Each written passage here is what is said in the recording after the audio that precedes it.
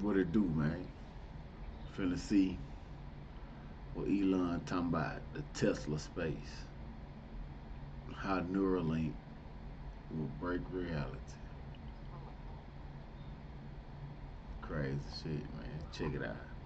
Brand new product just revealed by Mark Zuckerberg and Hold on.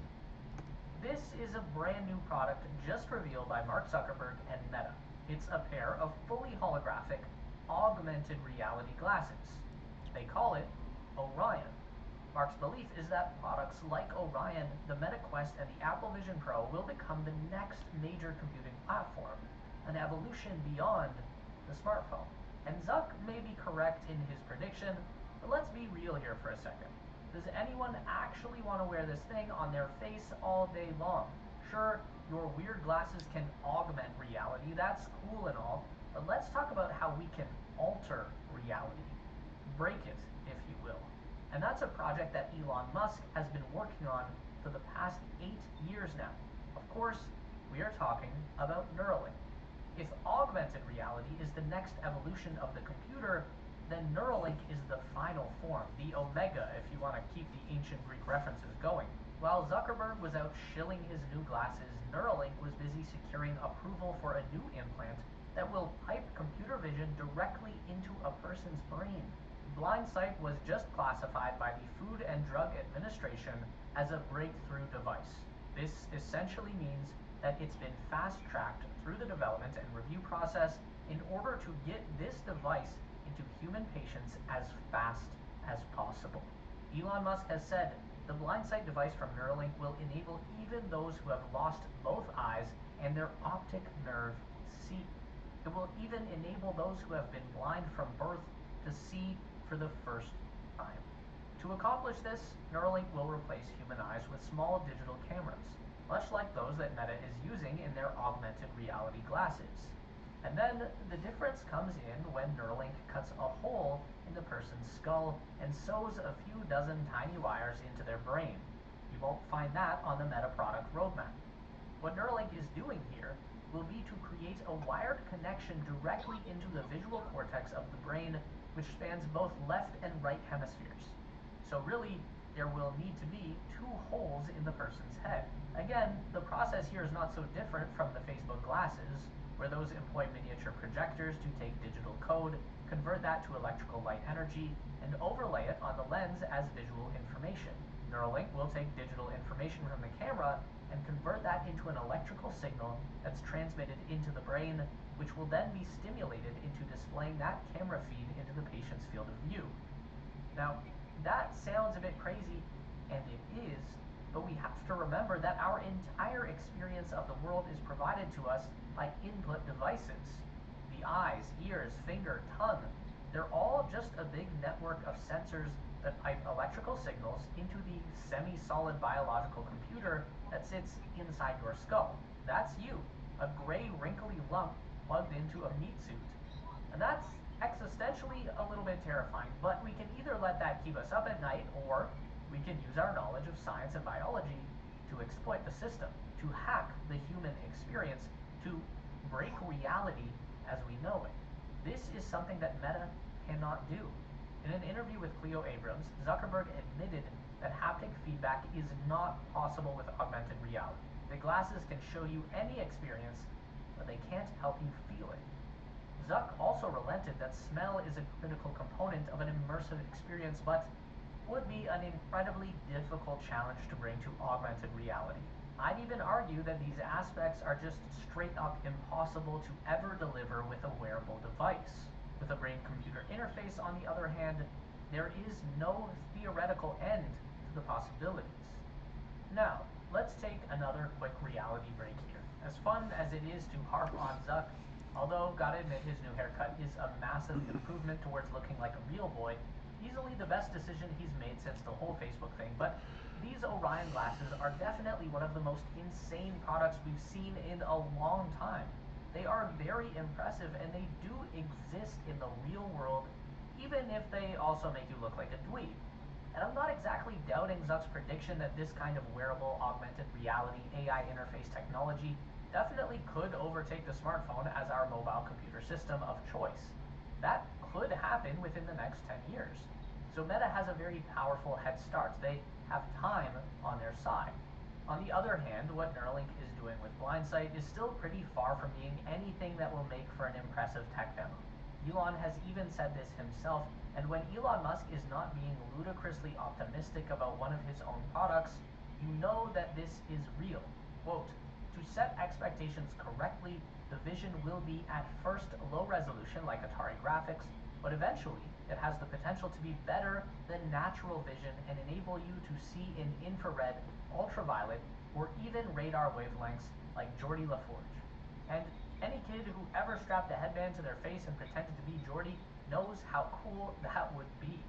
It's also important to remember that the Meta glasses are a toy, an incredibly expensive and innovative toy, while Blindsight is first and foremost a medical device. I couldn't help but notice this reply under Elon's post by my fellow space YouTuber, the GOAT, Mr. Marcus House. He wrote, "This is my dream. With my legally blind son, I'd give anything to allow him to see clearly for the first time.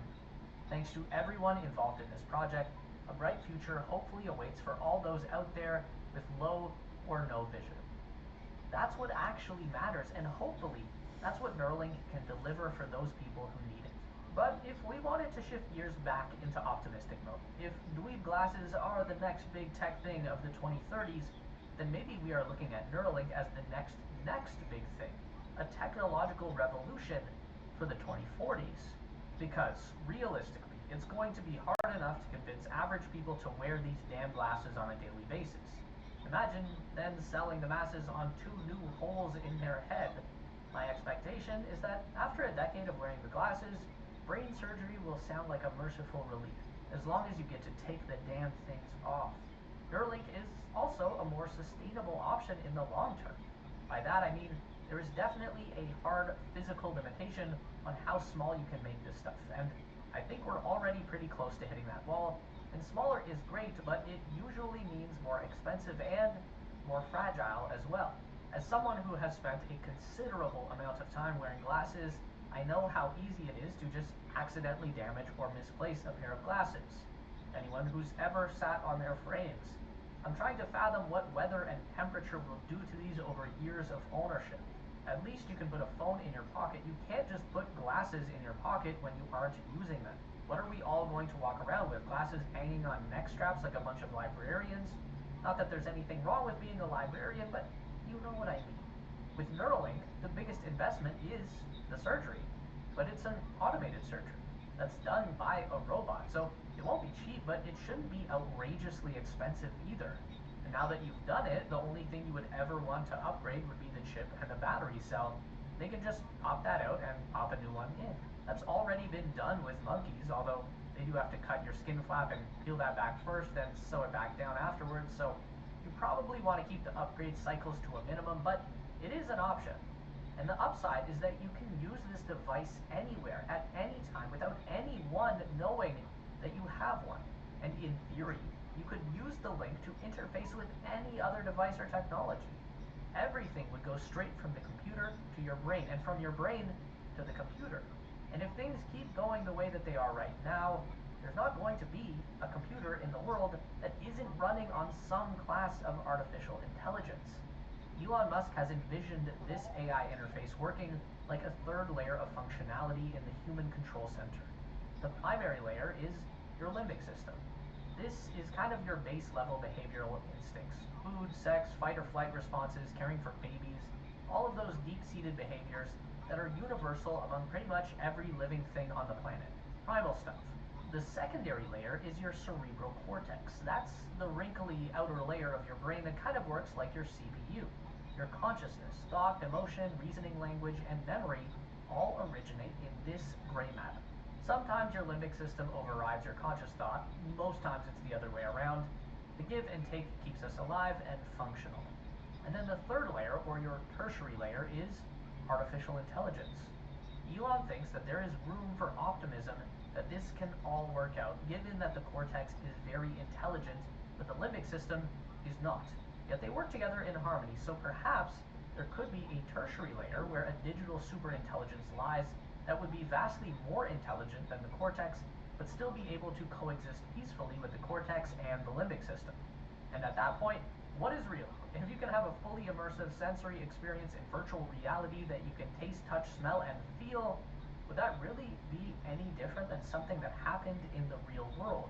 Is that already what we are experiencing right now? We just haven't fully realized it yet? Do you feel your own reality beginning to crumble and break just thinking about this stuff?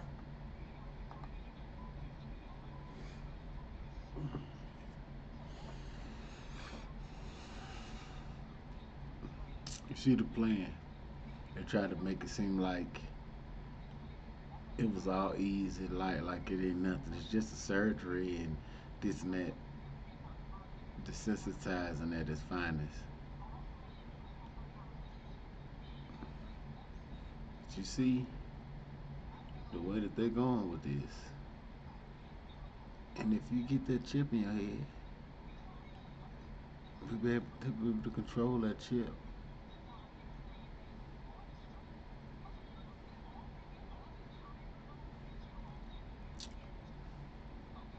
Man, let me know what you think, man. It's crazy, man. Till we meet again, man.